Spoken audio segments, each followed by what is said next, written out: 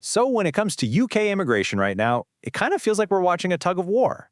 On one side, you've got a move that could literally double the time it takes to settle here, and on the other, a potential new fast track for, the best and brightest talent out there. It really makes you wonder, right? Is the UK rolling up the welcome mat, or are they rolling out the red carpet? The signals are, well, they're all over the place, and if you're someone on a visa right now, or even thinking about coming, getting this figured out is absolutely critical. Okay, so on one side of this tug-of-war, you have the Home Office. And they've got this plan to set a brand new baseline for getting indefinite leave to remain. Settlement. The new number, 10 years. That's double the 5 years that most skilled workers are on right now. But then, and this is where it gets wild, at the exact same time, the government is also kicking off this massive review. And the big question they're asking is, are we losing the global race for talent? Are we just not competitive enough anymore? A longer path to stay, but also a faster track to get here. It feels like a total paradox, doesn't it? So in this explainer, we're going to try and make sense of this contradiction. Let's untangle these wires and see what's really going on. All right, let's dive into the first piece of this puzzle, the one that's causing a lot of anxiety for people, this so-called 10-year squeeze. So the heart of this plan is pretty simple. Make 10 years the new normal for getting settlement. Now let's be clear. If you're applying for a new visa after this thing becomes law, which looks like it'll be around April 2026, then yeah, that 10-year timeline is probably what you're going to get. You come in knowing the rules of the game. And this is the million-dollar question. What about the hundreds of thousands of people who are already here? Folks who are maybe 2, 3, 4 years into their 5-year path. Does this new rule get applied to them too? Are the goalposts about to move right in the middle of the match? That's the real worry. Well, to figure out what might happen, we can actually look back in time. And it turns out this isn't the first time we've been in a situation like this. History gives us a really powerful clue here. It all comes down to this legal idea called legitimate expectation. Think of it like this. It's basically a promise. It says that the government can't just pull the rug out from under you. If you made huge life-changing decisions, like, moving your whole family to the UK, based on a set of rules, they can't just change those rules on you if it's going to be massively unfair. And hey, this isn't just some abstract legal theory. This has actually been tested. Back in 2006, the government tried to do something very similar, extend settlement times for the highly skilled migrant program. Well, people took them to court. And in 2008, the High Court actually sided with the migrants, saying that changing the rules like that was unlawful and unfair. That case, that's the legal shield that people already in the UK are counting on today.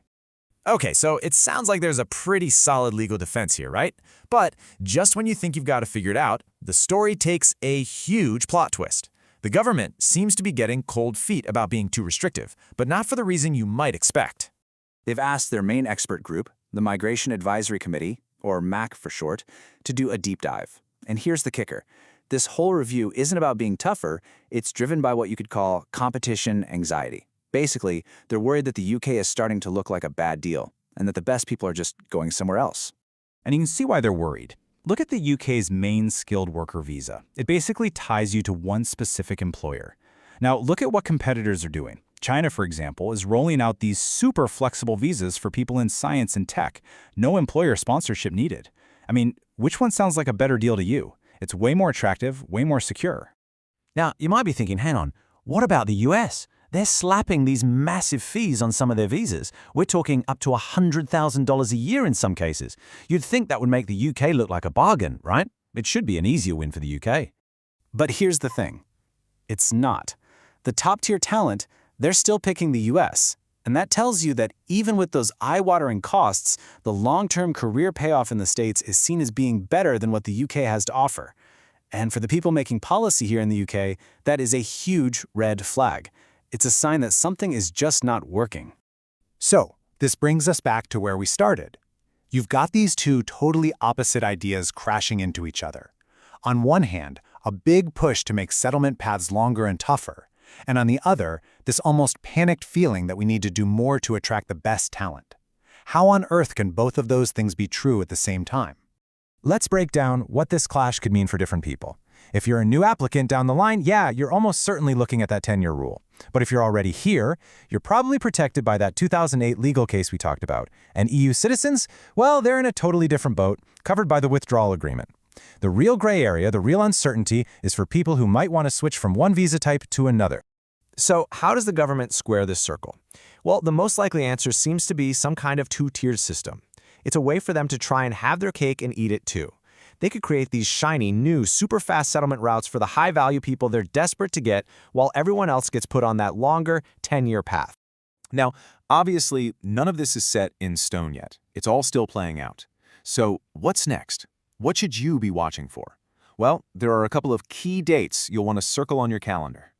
Okay, first up, we're expecting the government's final official response to the whole 10-year rule idea around the end of March 2026. For people already on visas, that is going to be the moment of truth. Then, later that year in the winter, the MAC will publish its big report on the global talent war, and that could be what sets the stage for a completely new way of trying to attract people to the UK. And so, it all comes back to that one single question. We've got these two huge, contradictory ideas on a collision course, and how they crash is going to define the future of UK immigration. So what's it going to be? A future defined by restriction, by making the path longer, or one defined by competition and the burning need to win the race for global talent? That's what's at stake.